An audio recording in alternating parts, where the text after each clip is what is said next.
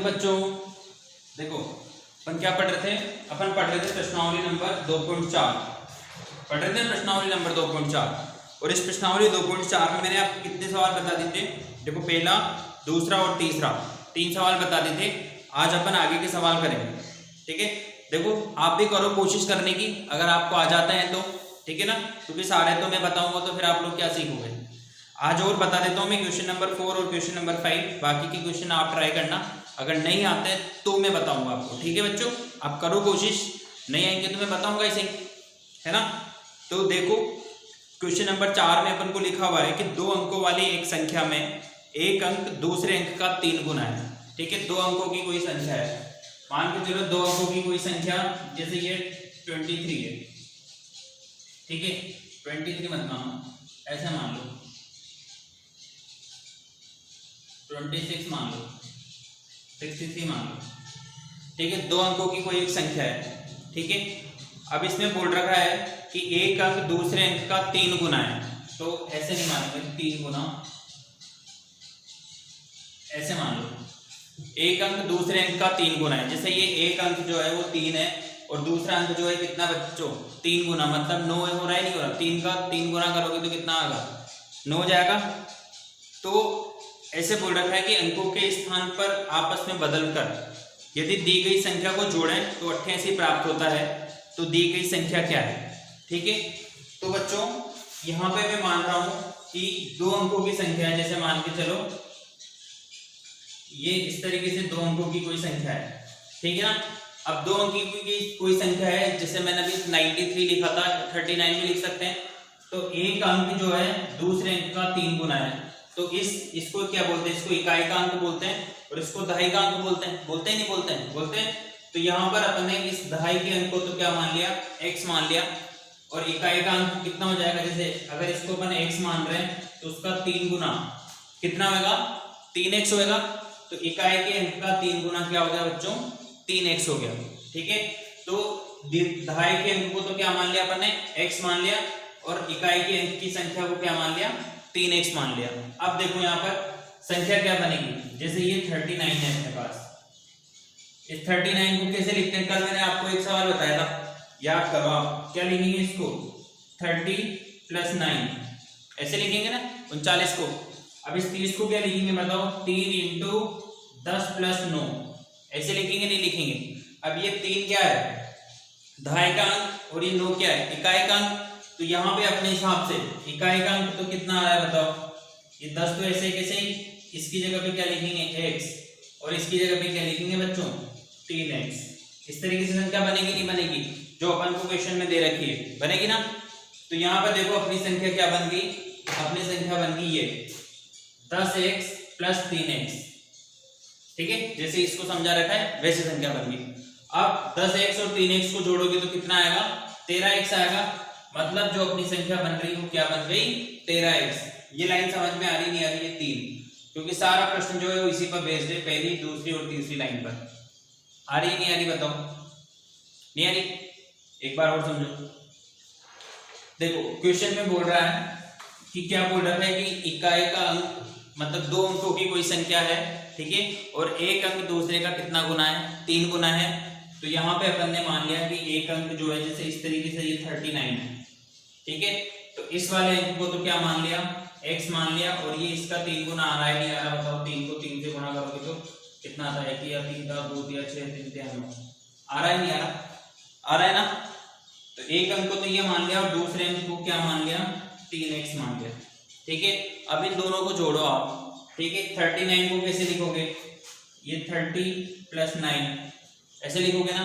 तो वैसे यहाँ पर ये लिखा हुआ है 10x, ये तो दहाई का अंक और ये इकाई का अंक, इन दोनों को जोड़ा तो 13x आ गया।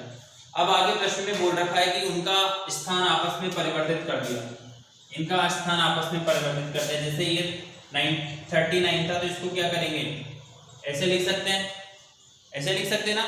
अब जब ऐसे लिखेंगे तो क्या हो जाएगा, इसको बताओ, इसको क्या लिखेंगे बताओ, क्या लिखेंगे इसको, 10 × 9 + 3 ऐसे लिखेंगे ना। देखो अभी 9 की जगह पे उल्टा संख्या आगे नहीं आ गई, देखो ये 3x यहाँ पे था, जो कहाँ पे आ गया, यहाँ पे आ गया। जैसे ये 9 इधर था तो इधर आ गया, आया नहीं आया। और ये x था, ये x कहाँ चला गया, इधर चला गया। ठीक, अब देखो 10 को 3 से गुणा करेंगे 30x हुआ, और ये x ऐसे कैसे, ये दोनों को जोड़ेंगे तो कितना हो जाएगा, 31x हो जाएगा। होएगा नहीं होएगा, हो जाएगा। अब अपन को जो प्रश्न में बोल रखा है उस पे चलते हैं।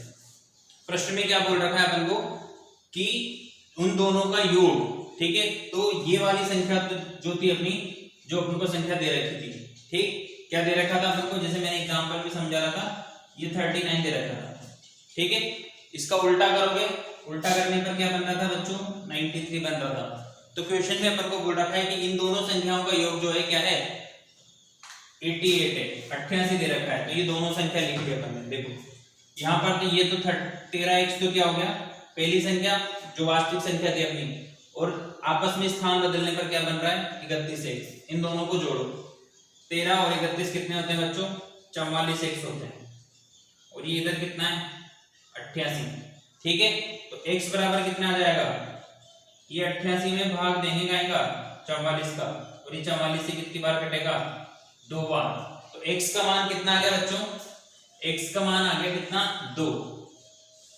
कितना आया x का मान, अब देखो यहाँ पर इधर आ जाओ, x बराबर तो कितना आ गया, 2।